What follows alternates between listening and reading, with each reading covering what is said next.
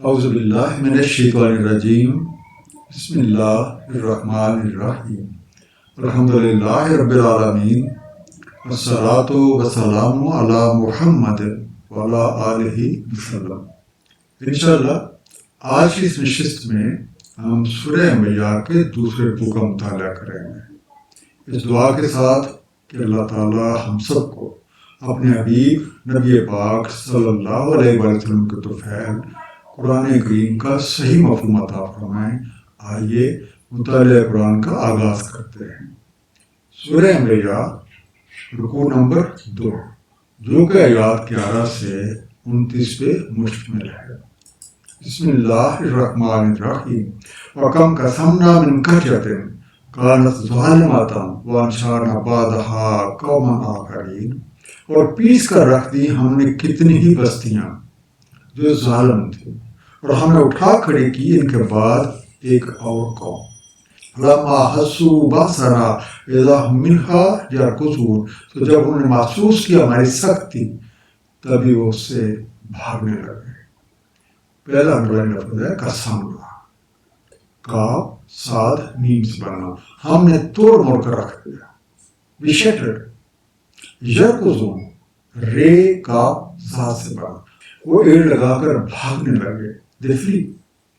اس سے پچھلی آیت میں ہمیں یہ یاد دلایا گیا تھا کہ قرآن کریم ایک ایسی کتاب ہے جس میں ہمارا ہی ذکر ہے، یعنی یہ ہماری کتاب ہے اور اس میں ہمارے سفر زندگی کی تفصیلات اور اچھے اور برے اعمال کے نتائج درج ہیں۔ اب اگر کوئی اس کتاب کو پڑھ کر اسے سمجھ کر اس پہ عمل پیرا ہو جائے گا تو اسے اللہ تعالیٰ اور اس کا بھی نبی پاک صلی اللہ علیہ وسلم کی رضا بھی نصیب ہوگی اور زندگی میں خوشگواریاں، رفت اور عظمت۔ لیکن اگر کوئی اس کے خلاف چلے گا تو پھر اقوام گزشتہ کے مسئلے ہمارے سامنے ہیں۔ جب ان نافرمان قوموں کے اعمال کا رد عمل ان کے سامنے آنے لگا تو انہوں نے وہاں سے بھاگ نکلنے کی کوشش کی۔ لا ترکضوا وارجعوا إلى ما أترفتم فيه ومساكنكم لعلكم تسألون، مت بھاگو اور لوٹ جاؤ ان کی طرف جن میں تم نے آسودگی پائی اور اپنے مساکن کو، تاکہ تم سے پوچھا جائے۔ قالوا یا ویلنا انا کنا ظالمین، انہوں نے کہا ہائے ہماری خرابی، بے شک ہم ہی ظالم تھے۔ وما زالت تلک دعواہم حتی جعلناہم حصیدا خامدین، سو نہ زائل ہوئی ان کی پکار حتیٰ کہ ہم نے کر دیا انہیں کٹی ہوئی کھیتی بجھی پڑی۔ خامدین خے میم دال سے بنا، بجھے ہوئے، کچھ مردہ ہوئے، ایکسٹنگوشڈ۔ قانون ربی سے کوئی نہیں بھاگ سکتا۔ یہ لوگوں سے کہا گیا اب تم بھاگ کر کہیں نہیں جا سکتے، ہو سکے تو لوٹ کر اپنے انہیں مکانوں اور عیش و عشرت میں چلے جاؤ جہاں تم اپنی من مستی میں مگن رہتے اور اپنے آپ کو ہر طرح کی پوچھ پکڑ سے محفوظ سمجھتے تھے۔ واپس چلو تاکہ تم سے پوچھا جائے یہ آسائشیں، یہ سہولتیں اور یہ وسائل تمہیں کس نے دی۔ ان حالات میں اس حقیقت کا اعتراف کیے بغیر کوئی چارہ نہیں ہوتا کہ یہ سب کچھ اپنے ہی ظلم کا نتیجہ ہے۔ اب اپنے کیے پہ پچھتانے سے کیا ہوگا؟ اعمال کے نتائج اس طرح سے حاوی ہو جاتے ہیں جیسے کوئی فصل کٹی پڑی ہو، اس میں زندگی کی کوئی علامت باقی نہ ہو۔ سورہ یاسین آیت نمبر 28 میں ارشاد ہے، بس ایک زوردار آواز تھی جب بھی وہ بجھ کر رہ گئے۔ وَمَا خَلَقْنَا السَّمَاءَ وَالْأَرْضَ وَمَا بَيْنَهُمَا لَاعِبِينَ، نہیں خلق کیا ہم نے آسمان و زمین اور جو کچھ ان کے مابین ہے کھیل میں۔ لَوْ أَرَدْنَا أَن نَّتَّخِذَ لَهْوًا لَّاتَّخَذْنَاهُ مِن لَّدُنَّا إِن كُنَّا فَاعِلِينَ، اگر ہم ارادہ کرتے کہ بنا لیں کوئی کھیل، تحقیق ہم بنا لیتے اسے اپنے پاس سے اگر ہمیں کرنا ہوتا۔ لائبین لاب سے بنا، لام عین دے، بلا مقصد یا غیر سنجیدہ کام، ان پلے۔ ان تباہ ہونے والوں نے حیات دنیا کو کھیل تماشا سمجھے رکھا اور اسی میں ہی مگن رہے. ایسا ہرگز نہیں.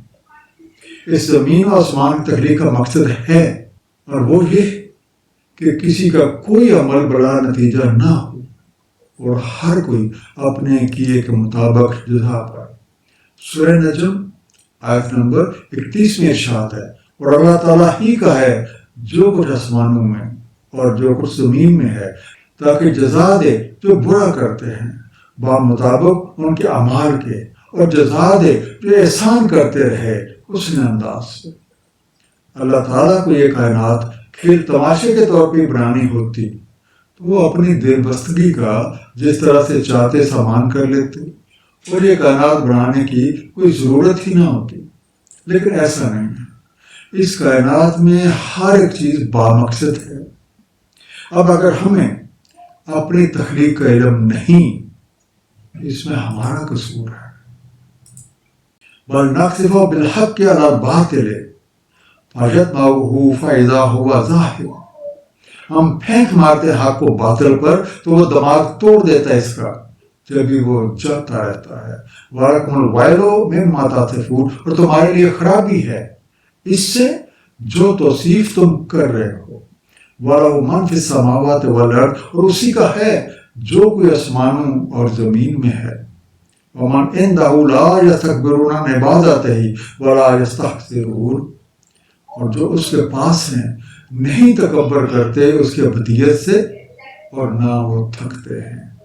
فَيَطْمَعُهُ دال میم غین سے بنا، دماغ تک زخم پہنچانا یا بھیجا پلپلا کر دینا، ناک آؤٹ.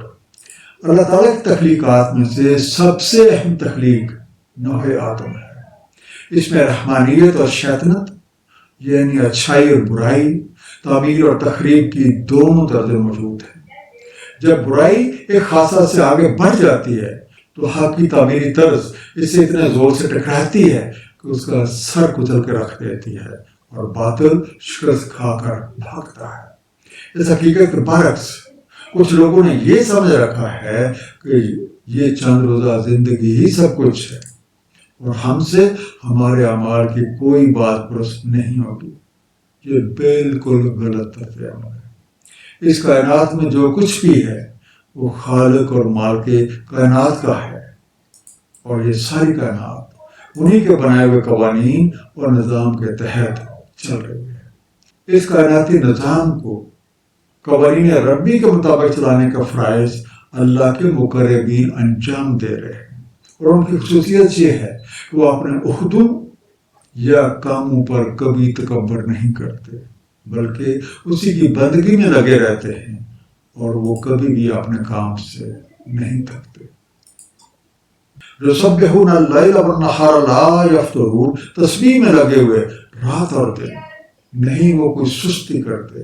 ام اتخذوا آلہۃ من الارض ہم ینشرون. کیا بنا رکھے انہوں نے کوئی الہ زمین میں جو نشر کرتے ہیں. لو کان فیہما آلہۃ الا اللہ لفسدتا. اگر ہوتے ان دونوں میں اور الہ سوائے اللہ تعالیٰ کے ضرور دونوں میں فساد برپا ہو جاتا. وسبحان اللہ رب العرش عما یصفون. پس پاک ہے اللہ تعالیٰ رب عرش کا اس سے جو وصف یہ بیان کرتے ہیں. ینشرون نون شین رے سے بنا، جو کسی مردہ، مندرج، نقش کردہ یا ریکارڈ شدہ چیز کو دوبارہ زندہ کرتے ہیں. برنگ لائف.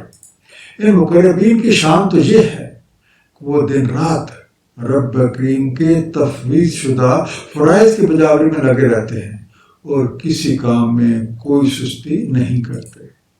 اکثر لوگ اللہ تعالیٰ کو خالق اور مالک کائنات تو تسلیم کرتے ہیں، لیکن نظام کائنات کی حقیقت سے لا علم ہونے کی وجہ سے غلط نظریات اور غلط عقائد بنا لیتے ہیں.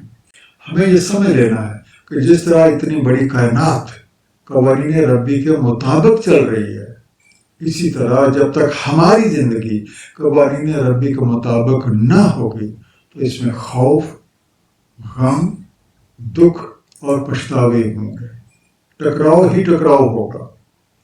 زمین و آسمان کا ایک ہی خالق اور مالک ہے. و فرض محال، اگر اس مال کے حقیقی کے علاوہ زمین و آسمان میں اور بھی الہ موجود ہوتے تو نظام کائنات درم برم ہو کر رہ جاتا۔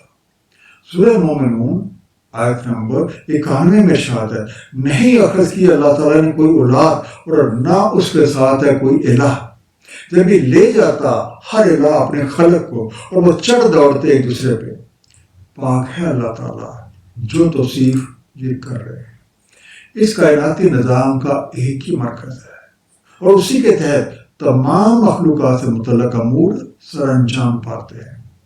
اللہ تعالیٰ ان تمام تصورات سے پاک ہے۔ اس قسم کے لوگوں نے اپنے ذہنوں میں تشکیل دے رکھے ہیں جو ان کی زبانیں بیان کر رہی ہیں۔ لا یسأل عما یفعل وہم یسألون، نہیں سوال کیا جا سکتا اس سے جو وہ کرتا ہے اور ان سے سوال کیا جانا ہے۔ ام اتخذوا من دونہ آلہۃ، کیا بنا رکھے انہوں نے اس کے علاوہ کوئی الہ؟ قل ہاتوا برہانکم، کہتے ہیں لاؤ اپنی برہان۔ ھذا ذکر من معی و ذکر من قبل، یہ ذکر ہے جو میرے ساتھ ہے اور ذکر ہے مجھ سے پہلوں کا۔ بل اکثرهم لا یعلمون الحق وهم معرضون، بلکہ ان میں سے اکثر لا علم ہے حق سے، بس وہ اراض کر رہے ہیں۔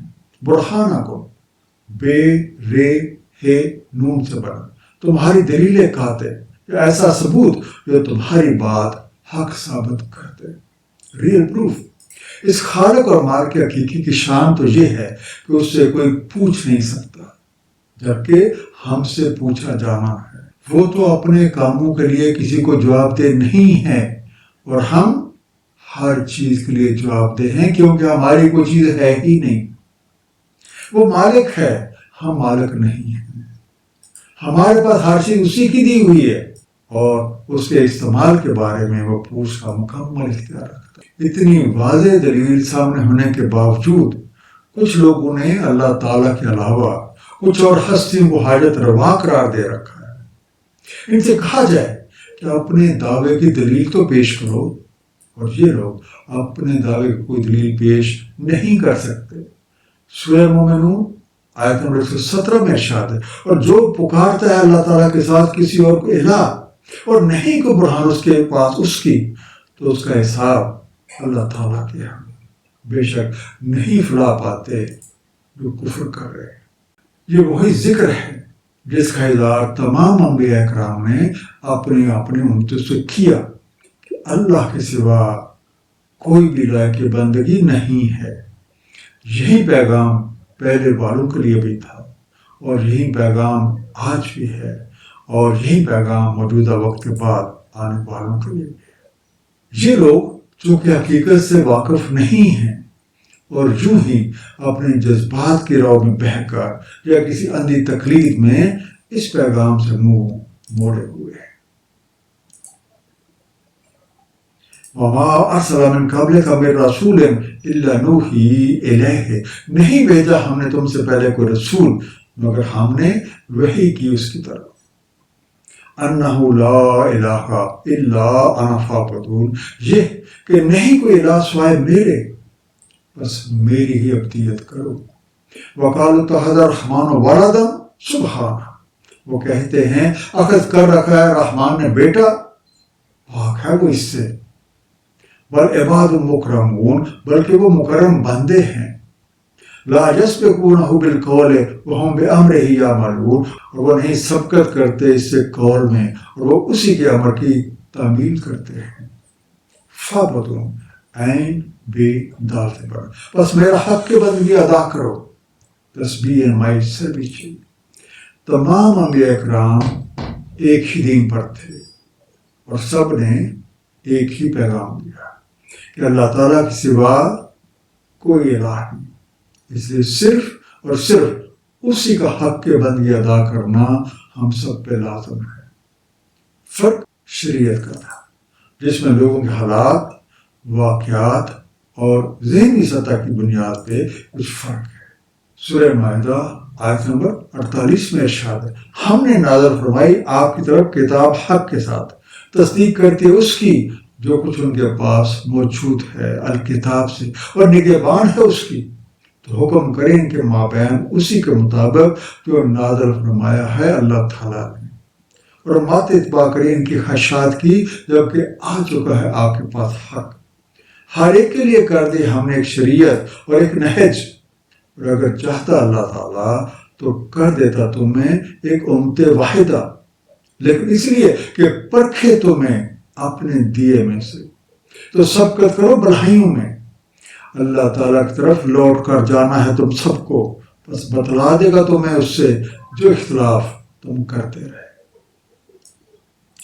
منکرین حق کی جہالت کا یہ عالم ہے کہ یہ اس کے مقرب بندوں کو، جس نظام کائنات کے مختلف امور کو سر انجام دینے پہ مامور ہیں، اس کو بیٹے یا اس کے لاڈلے قرار دیتے ہیں۔ وہ تو شرف و فضیلت کے حامل قابل احترام ہستیاں ہیں جن کا کوئی بھی کام ان کی اپنی غرض کے لیے نہیں ہوتا۔ وہ کسی بھی بات میں اس کے حضور بڑھ کر نہیں بولتے، ہر وقت ادب و احترام کو مرکوز خاطر رکھتے ہیں اور اپنے ذمہ سپرد کیے ہوئے کاموں کو پوری دل جمعی کے ساتھ سر انجام دیتے ہیں۔ یعلم ما بین ایدیہم وما خلفہم ولا یشفعون، اس علم ہے جو ان کے سامنے ہے اور جو ان کے پیچھے ہے، اور نہ وہ شفاعت کرتے ہیں۔ الا لمن ارتضی وہم من خشیتہ مشفقون، مگر جس کے لیے وہ راضی ہو اور اس کی خشیت سے لرزاں رہتے ہیں۔ ومن یقل منہم انی الہ من دونہ فذلک نجزیہ جہنم، اور جو کوئی کہے ان میں سے میں الہ ہوں اس کے سوا، تو اس کو ہم جزا دیں گے جہنم کی۔ کذالک نجزی الظالمین، اسی طرح ہم جزا دیتے ہیں ظالموں کو۔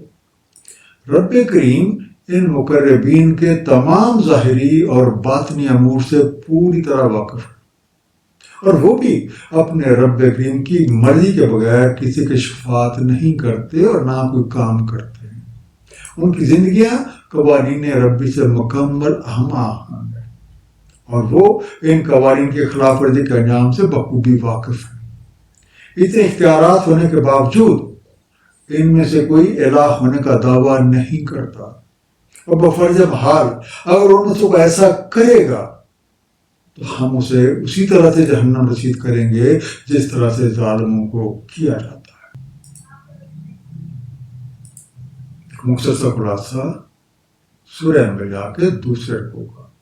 گزشتہ اقوام نے جب پیغام حق سے منہ موڑے رکھا تو ایک ایسا وقت آیا کہ ان کے اعمال کے نتائج سامنے آنا شروع ہو گئے۔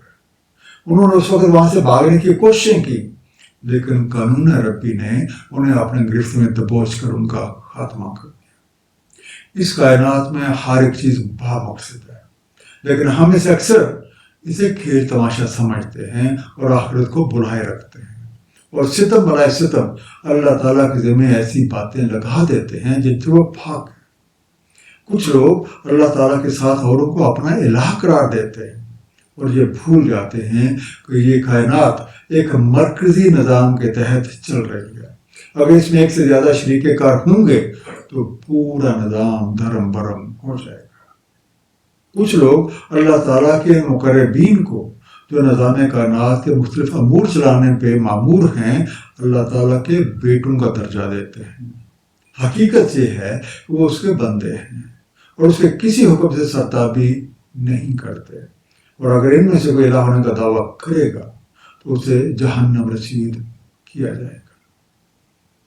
اللہ تعالیٰ ہم سب کو قرآن کریم کو صحیح طور پہ سمجھنے، اس سے نبی پاک صلی اللہ علیہ وآلہ وسلم کی سنت مبارکہ کے مطابق عمل کرنے کی توفیق عنایت فرمائے۔